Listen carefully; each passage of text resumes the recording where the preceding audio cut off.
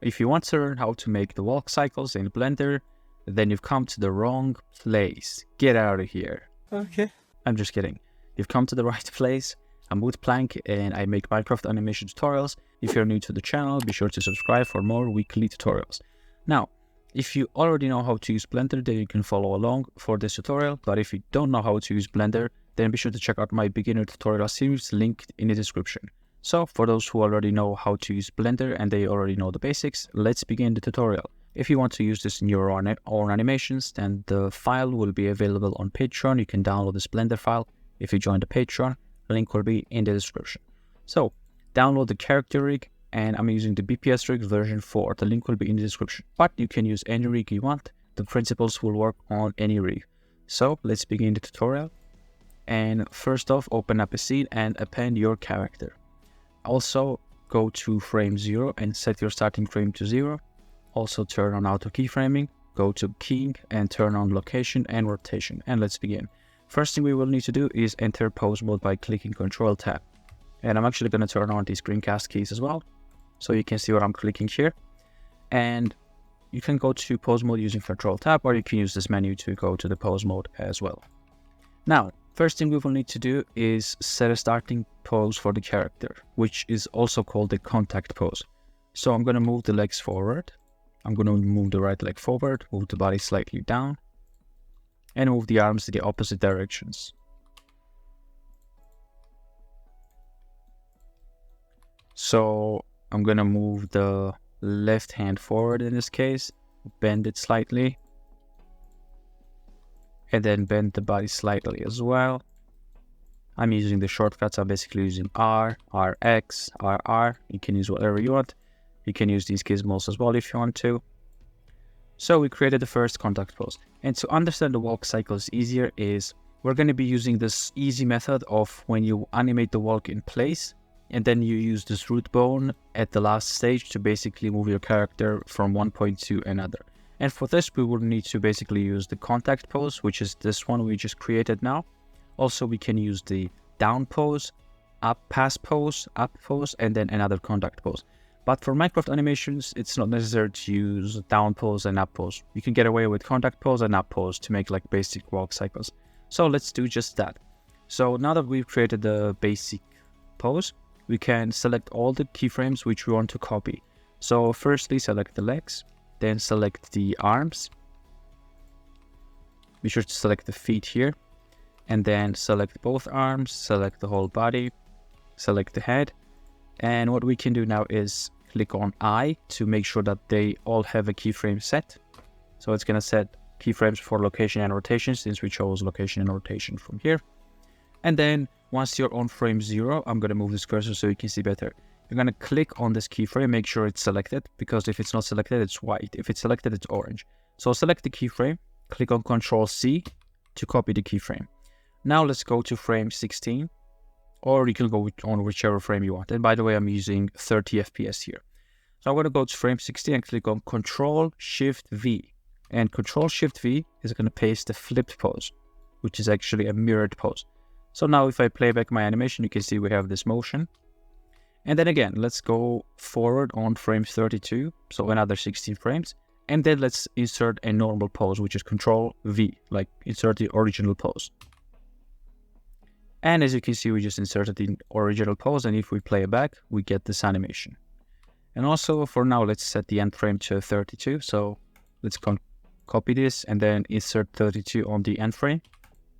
And if we play it back, we have this animation on loop. And this is a good starting point. Obviously, it's not everything. So let's go back to frame 0. And now we can go in between the frames and add the pass pose, which you can see on the screen here. So between frame 0 and 16, we should go to frame 8. And then what we can do is drop the pelvis, which is this bone right here.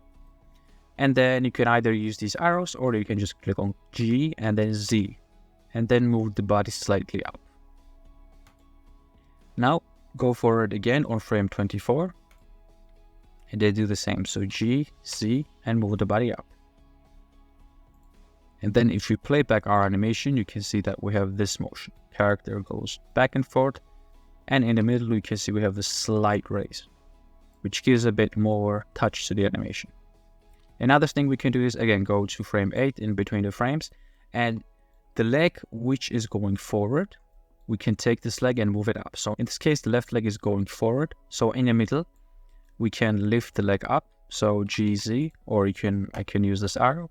You can use this gizmos, and then R and then X to rotate it slightly, because we don't want this foot to be flat. So RX, rotate it up. And then if we play back, we can see we have this motion, which looks more realistic. And we can do the same for the second leg. So on frame 24, in between frame 16 and 32, let's grab the right leg, because that's the one going forward on this frame. And then click on GZ, move it up, and then RX to rotate it. And now if we play back our animation, you can see it's starting to look a lot better as we go on. You can turn on these overlays to see the motion better. And you can see we have this pretty basic motion. Another thing we can do is add some motion to the body. So grab the torso, and on frame 0, you can rotate the torso towards the direction of the leg which is forward. So if the right leg is forward, we can rotate the torso towards the right leg. So RZ and rotate it here slightly. Now grab the hip, which is the bone below the torso, and then rotate it in the opposite direction. So rotate it towards the arm which is going forward. So again, RC, and then rotate it here. And then we have this pose created, and then we can grab both bones. So we can grab the torso, and then we can also shift and then left click to select the hip as well. And what we can do is left click on this keyframe to select only this keyframe, Control C to copy it. Again, do the same thing we did previously. Go to frame 16 and do Control Shift V to paste the flip pose, and go to frame 32 and insert the normal pose, Control V. Now if we play back our animation, we have this detail. We have the character going forward, we have the slight bend to the body, and another thing you notice is the head is going back and forth, which we don't want. We want the head mainly to be staying in one place and also to be bobbing slightly. So let's animate the head. First of all, go to frame 0 and then rotate the head forward. So RZ, and make sure the hand is rotated forward. Now copy this keyframe. So again, left click and select the keyframe, Control C, go to frame 16, Control Shift V to paste the flip pose, and go to frame 32 and then Control V to paste the original pose. Now if we play back, we have the head forward and we have some motion to the character. And we can already start copying and pasting the keyframes, but if you're not happy with it, feel free to adjust. I think I'm going to keep this way mostly. I might add some changes. So first of all, once we copy and paste the keyframes and once we move the root forward, we're going to have some sliding on the feet, which we don't want.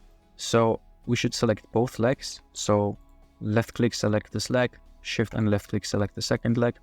And what we want to do is select all the contact keyframes, not the in-between keyframes because they are not contact, but we have this. We have contact here, and then contact here again. So left click on this keyframe and then shift and left click on 16 because that's another contact, and then shift and left click on 32 because that's another contact as well. So 0 is a contact, and then we have these contact poses again. And what we want to do is go to the timeline, hover over this timeline, click on T, and then choose linear. And the reason we're doing that is it's gonna slightly reduce the sliding of the feet after we animate the root bone. You'll see what I mean later. And it won't get rid of the sliding entirely, but it's gonna reduce it drastically. And it's gonna be useful as we go on. Now, another thing we can do is basically start copying and pasting the keyframes and then lastly animate the root bone. So what we can do is we can separately select all the bones which we animated. So select both legs, select both arms and hands, select the body, so hip, pelvis and torso, select the head as well. And what we can do right now is hover over the timeline and then press on A to make sure that all the keyframes are selected. And we can now click on Shift D, and then Shift D is going to copy the keyframe. And if I move my mouse over, you can see that I have these new keyframes selected. So we're gonna insert the first keyframe of the copied keyframes over here. So on the last keyframes of the original keyframes, if that makes sense. So paste the keyframes right over here. And now I can drag this ending all the way up. And then if I play my animation, you can see that we have this motion of the character walking. And you can see I just copied and pasted the keyframes. And again, I can do it as many times as I want. So again, I can press A to select all the keyframes, Shift D to copy them, and I paste them on top of the last frame. And again, I can extend my ending frame to 130. And if I play back my animation, you can see that I have this walk cycle. But obviously we don't want the character to be staying in the same place. So let's animate the root ball, which is basically the final step of the animation. So I'll select this root ball, which is this right here. If you're using a different rig, you might have a different looking root ball. So select this, press on I, go to frame 0 and press on I to set a keyframe. Now go to the last frame, on frame 128 in this case. And then press on G and then Y, or you can use these gizmos to move the root ball forward. I'm going to use GY. Move it forward, somewhere over here on 3 units. And then if I play back, you can see that it's sliding, easing in and out, which we don't want. So be sure to select the first keyframe on frame 0, click on T, and set this to linear. Now if I play back, you can see that my character walks more constantly from one place to another. If you want the character to be walking further, you can increase the distance, but make sure not to overdo it because you're going to have some sliding on the feed. Now, the reason why we set these keyframes to linear, or the reason why we set the contact keyframes to linear, is to avoid the sliding of the feed. So again, to demonstrate this, if I select all the keyframes and then click on Bezier, you can see that the feed will start sliding around as the character is going forward, which doesn't look good. Like it's sliding around in a place. So now that we have set the contact poses to linear, you can see that we have a much better result. So I might just Control Z to the original pose, to the original keyframes, and you can see that the feet are moving much better. There is no sliding around. There's slight sliding, which is almost not noticeable, and it looks more real and much better. Now if I turn off my overlays, you can see that I have my character walking forward, and I have this very basic walking animation. And to demonstrate this walking better, I can go out of the pose mode, Shift A to create a plane, mesh, plane, scale this up, and I can go to the side view by clicking 3 on the number pad, or I can use these gizmos as well. And I can watch my character go forward and watch how my walk cycle is looking from different angles. Again, this is super basic. You can make any changes you want. You can delete these keyframes, make changes, and then copy and paste them again as many times as you want. So yeah, we just created this super simple walking animation. If you want to use this in your own animations, then the file will be available on Patreon. You can download this Blender file if you join the Patreon. The link will be in the description. Also, if you want to learn how to change the speed of your animations using the dope sheet, I'm not going to explain it here, but you can check out part 4 of my beginner tutorial series, which will be linked in the description. And I show you how to make a simple fighting animation, and I show you how to use the dope sheet, how to scale up and scale down the keyframes, and much more. But if you already know that and you want to learn some other things, such as adding the wind to your animation, then be sure to check out this video right here, and I will see you there. Thank you for watching.